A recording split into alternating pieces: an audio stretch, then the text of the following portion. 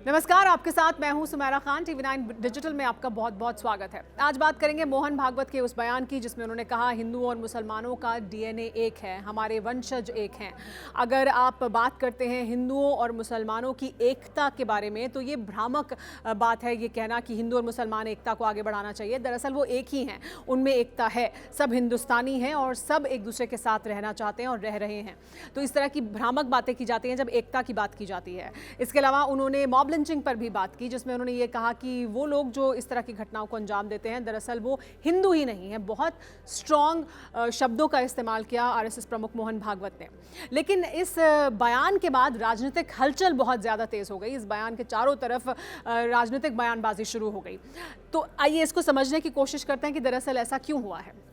सबसे पहले तो आरएसएस प्रमुख मोहन भागवत इस तरह के बयान पहले भी दे चुके हैं। 2 से 3 ओकेजन पर इससे पहले वो ये बात कह चुके हैं कि हिंदू और मुसलमानों के सबके DNA एक हैं। जो भी हिंदुस्तान में रहते हैं वो सब एक तरह के ही वंशजों से आगे बढ़ी हुई उनकी संतानें हैं, तो हम सब एक हैं। ये बात वो पहले भी कह चुके हैं।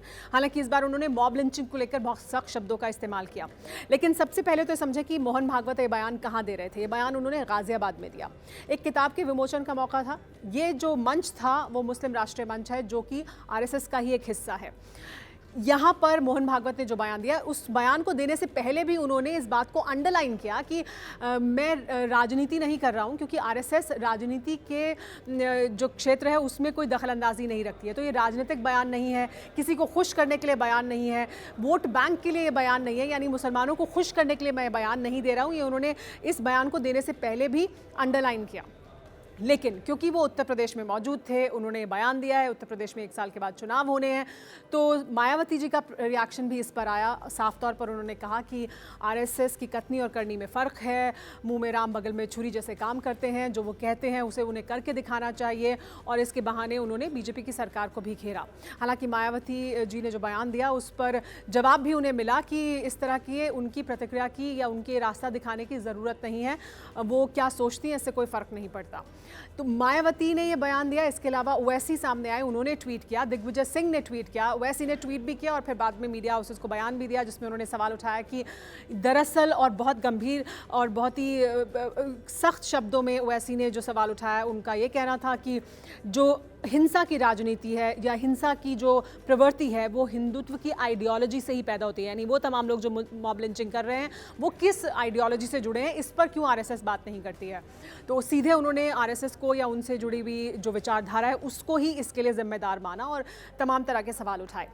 अब दरअसल 1 साल के बाद क्योंकि उत्तर प्रदेश में चुनाव है, इसे चुनाव से जोड़कर भी देखा जा रहा है कि क्या ये क्योंकि एक तरफ योगी आदित्यनाथ सरकार रही है, हाल ही में जो धर्म परिवर्तन के मामले हैं उसको लेकर कई मामले दर्ज किए गए हैं। सरकार का बहुत सख्त रुख है उसको लेकर और योगी आदित्यनाथ का तमाम जो इस तरह के पहलू हैं उन पर जिस तरह का सख्त रुख रहा है उसकी वजह से मुस्लिम समुदाय के बीच अगर कोई भी जो विचार हैं उन्हें क्या मेलो डाउन करने के लिए इस तरह का बयान आरएसएस के द्वारा दिया गया है, इस पर सवाल उठ रहे हैं।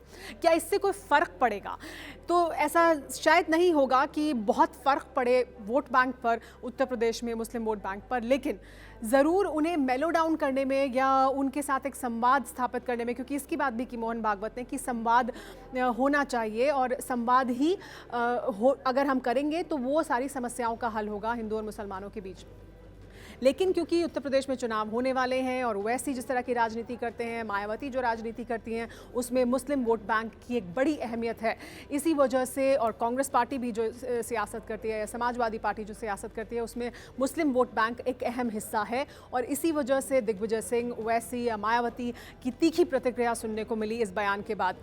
हालांकि आरएसएस प्रमुख पहले भी ऐसे बयान दे चुके हैं, लेकिन क्योंकि उत्तर प्रदेश में चुनाव से ठीक 1 साल पहले, कुछ महीनों पहले ये बयान दिया जा रहा है, इस वजह से इसके सियासी मायने और ज़्यादा हो जाते हैं। देखना यह है कि जिस संवाद की वो बात कर रहे हैं कि संवाद होना चाहिए और संवाद के बिना समस्याओं का हल नहीं हो सकता, वो संवाद क्या वाकई होगा ज़मीन पर। फिलहाल मेरे साथ इतना ही। शुक्रिया।